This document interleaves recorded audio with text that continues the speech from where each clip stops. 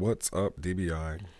We're back here again with another roleplay review, and this time we're going to be covering the roleplay Bongs Beyond the Stars. And this is going to be a pretty short one. Hopefully this is a pretty short video, but the characters that we have involved are Genesis and Leaf, and it's a dialogue type with the arc The Sea of Stars. And the synopsis is basically after a battle, an after battle conversation between the Green Bomber and the Ranger of the Sonata Mountains. They talk concerning talent. That's the wrong screen. Hi, everybody. Sorry about that. So yeah, we're going to be talking about this pretty short log here. And it's really interesting to see the after effects of a fight where I really wanted to see the fight itself, bombs from Beyond the Stars, but kind of missed that one, got a little behind on logs. I apologize. At some point I probably will read it just to see what the lead up to this was, but I wanted to give this log in particular a little bit of love and talk about it. So yeah, it's pretty simple. This is a recovery roleplay, right? Leaf and Genesis had their scrap, and they're just kind of recovering. They're recovering, smoking a pipe of I'm trying to see if they actually describe it. I think it's some sort of pipe. I mean, it is a pipe weed, but they're smoking pot, right? They're just sitting back, getting high. It's slowly refilling their RP energy. It would have been cute to see after like every quote unquote hit that they took that increased their RP energy, increased their RP health, but lowered their RP energy, right? Because like smoking isn't good for you, but it is good for some things. That I was expecting that, doesn't come, but whatever. And yeah, they're just kind of having another conversation about the differences on, what's it like in Sonata and what's it like Beyond the Stars.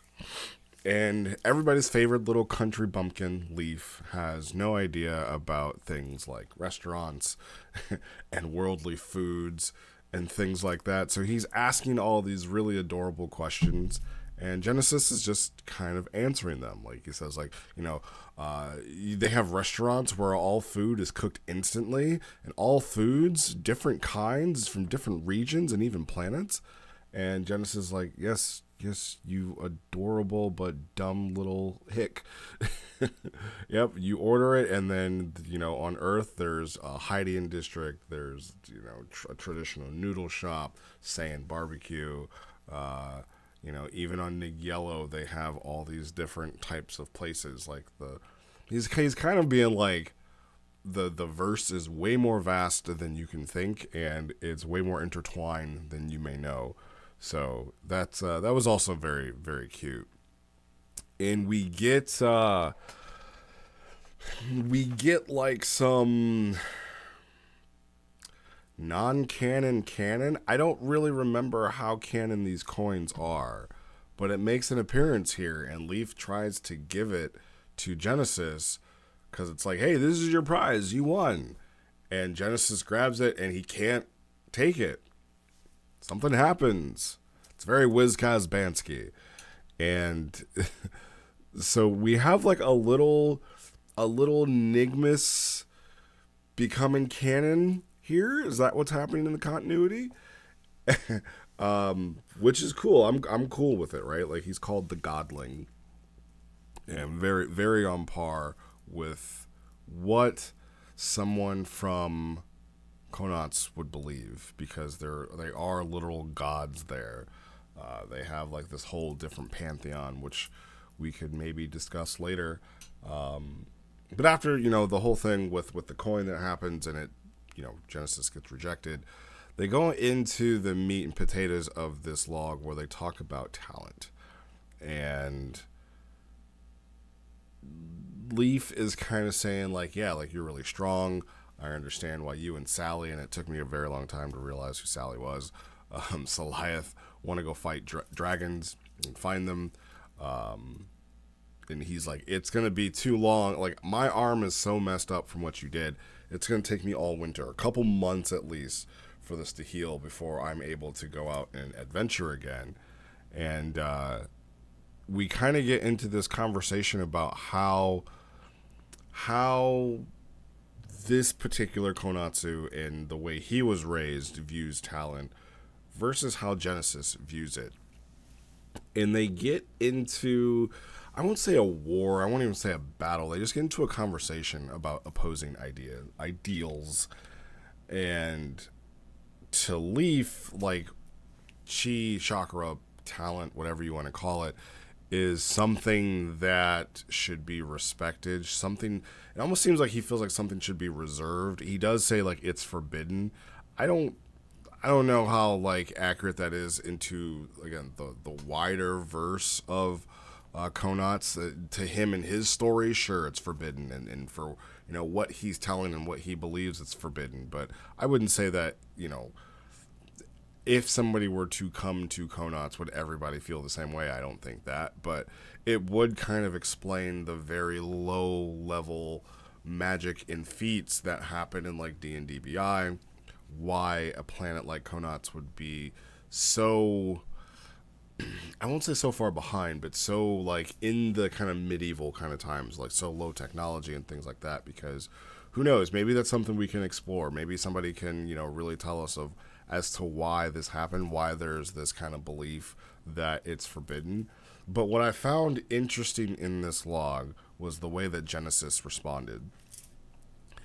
And basically, he is like the pure martial artist, right? And he even says, like, maybe I don't understand. Those who sought strength did battle with each other. They sharpened themselves in combat. What's wrong with that?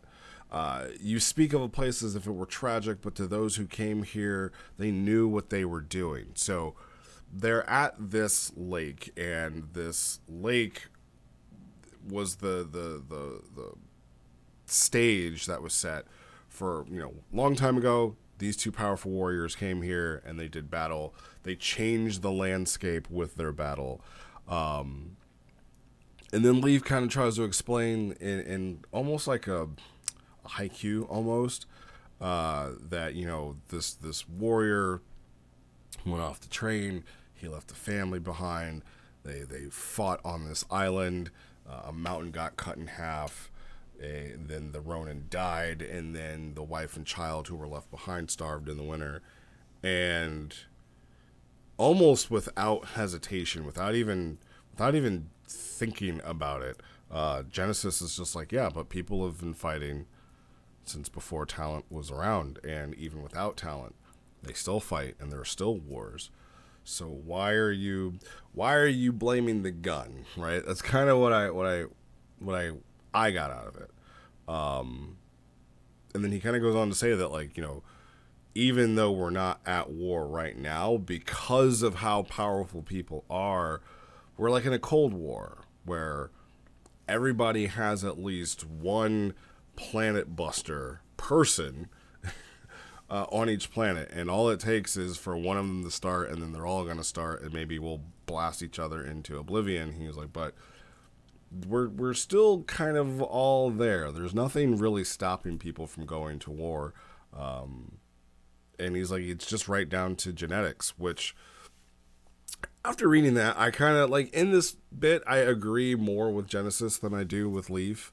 And that's just me personally. Like, I feel like Genesis kind of has like the right idea for someone who has been trained in this and someone who has lived in a verse that has had this exist for as long as it's been around. Because remember, I want to say we're about 500 years now in our continuity of truly superpowered people existing. Basically, our first Dragon Ball Infinity RP age with, the OG Doomiston, Calmega, all those guys. Like, that's around the first time that we had these truly superpowered people in eons. So it's been, almost 1,000 years. Well, 500 years. So it's been about 500 years that we've had superpowered people existing. And it hasn't, honestly, I would say, like, it's kind of stopped more war than it's caused. So who knows, right? And again, it's just they're not having a battle of philosophy. They're just talking about it. And even, while he's talking about how terrible and bad talent is, Leaf's like, oh, yeah, I mean, I guess I used my talent against you, so maybe it's not so bad. So there was kind of like this aha moment. There was this moment where the words Genesis were saying kind of struck Leaf and made him at least think about his own belief and question them. And, he maybe he turns a new leaf after all this. But honestly, with Genesis, I was thinking about this, and I'm going to coin this phrase right now. I think I finally have a pin I can put on Genesis as to what his what's it? I'm excuse me, I'm forgetting the word that I'm looking. Alignment. I have Genesis alignment. Genesis is chaotic, selfish. That's his alignment. He's not good. He's not evil. He's not even really neutral. He's chaotic, selfish. So what does that mean? There is a really awesome line from a really great show that existed about 10 years ago called Sherlock. And Sherlock looks to one of his main antagonists and he says, like, listen, I may fight on the side of the angels, but do not think for a second that I am one of them. And I kind of feel like that almost perfectly explains Genesis, where he really, really, really wants strife, he wants combat, he wants conflict, but he also doesn't want glooming death and despair. And then I almost think he doesn't care about what happens afterwards, though, right? So that's where I say, like, he's chaotic because he's going to do whatever he wants. And then he's selfish because he just wants the chaos. So, I mean, maybe that's chaotic neutral. But at the same time, like, he doesn't want everything to die. So it's not that he's neutral where he would, like, not care. But I guess he just really cares about his own goals, right? And I would be very interested to see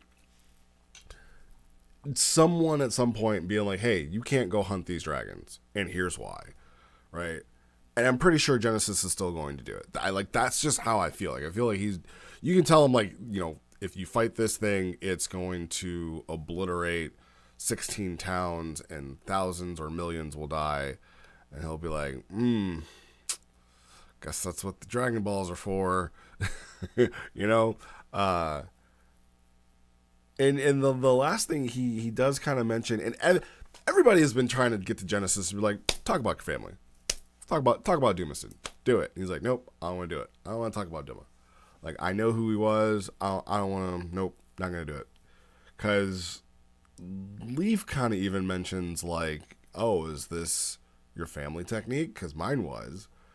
And instantly he's like, nah, it's not that. Like, I learned some of my dad's key techniques, but I don't know, right?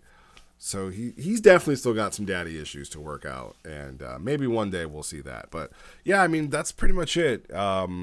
It's just a recovery log. They talk about one another and their beliefs. We get a little hidden history on Konats and this particular lake and setting. And yeah, good job, guys. No more comments to say. So as always, thank you for your time, and I will see you guys next time.